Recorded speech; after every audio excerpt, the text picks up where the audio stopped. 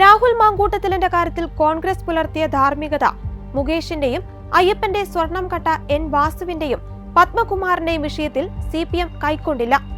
രാഹുൽ മാങ്കൂട്ടത്തിന്റേത് അതിതീവ്രമായ പീഡനമാണല്ലോ, മറ്റേത് തീവ്രത കുറഞ്ഞതായിരിക്കാം, പീഡനമാണെന്ന് ഞങ്ങൾ അംഗീകരിച്ചിട്ടില്ലല്ലോ എന്നായിരുന്നു ജനാധിപത്യ മഹിളാ അസോസിയേഷൻ പത്തനംതിട്ട ജില്ലാ സെക്രട്ടറി ലസിത നായരുടെ വിചിത്ര പ്രതികരണം.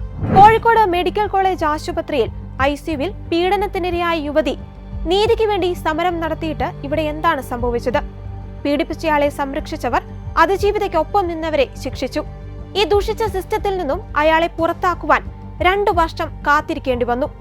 വഴിയെ പോയവരെ കയറിപ്പിടിച്ച CPM പ്രവർത്തകർക്കെതിരെ പരാതി ലഭിച്ചിട്ടും പാർട്ടി കോടതി കേസ് തള്ളി. നേതൃത്വ പാഠവും വികസന സ്വപ്നങ്ങളുമായി പൊതുരംഗത്ത് സജീവമായിരുന്ന KK ശൈലജ മുഖ്യമന്ത്രിയാകുമെന്ന സ്വപ്നം കണ്ടവർക്ക് ഗൗരിയമ്മയുടെ ചരിത്രം വീണ്ടും എടുത്ത് വായിക്കേണ്ടി വന്നു. CPMൽ സ്ത്രീകൾ പഞ്ചപുച്ഛമടക്കി നിന്നതൊക്കെ രാഷ്ട്രീയ ചർച്ചയ്ക്കിടെ ചിലപ്പോഴൊക്കെ മറന്നുപോയിട്ടുണ്ടാകാം. CPM പ്രവർത്തകനായ കൊല്ലം പൂവറ്റൂർ സ്വദേശിയായ എൻ വാസു 27-ാം വയസ്സിൽ കുളക്കട പഞ്ചായത്ത് പ്രസിഡന്റായി തുടക്കം കുറിച്ചതാണ്. പിന്നീട് വിജിലൻസ് ട്രൈബ്യൂണൽ ജഡ്ജിയായും 2006-2011 കാലത്ത് മന്ത്രി PK ഗുരുദാസിന്റെ പ്രൈവറ്റ് സെക്രട്ടറിയായും പ്രവർത്തിച്ചു. തുടർന്നാണ് ദേവസ്വം കമ്മീഷണറായി നിയമനം നൽകിയത്.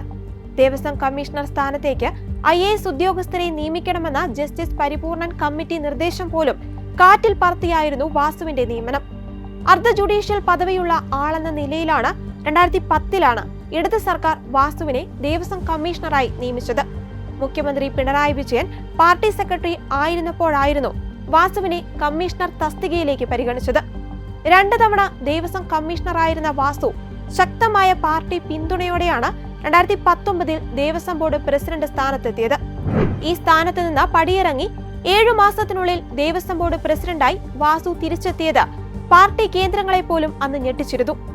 അയ്യപ്പന്റെ ഒരു തരി പൊന്നു പോലും നഷ്ടമാകില്ലെന്നും സ്വർണക്കൊള്ളയിൽ CPMൽ ആർക്കെങ്കിലും പങ്കുണ്ടെങ്കിൽ പാർട്ടി നടപടി ഉണ്ടാകുമെന്നും MV ഗോവിന്ദൻ പാഴ്വാക്ക് പറഞ്ഞതല്ലാതെ CPMന്റെ മുൻ ദേവസ്വം ബോർഡ് പ്രസിഡന്റുമാരായ A പത്മകുമാറിനെതിരെയോ N വാസുവിനെതിരെയോ പാർട്ടി ഒരു നടപടിയും കൈക്കൊണ്ടില്ല.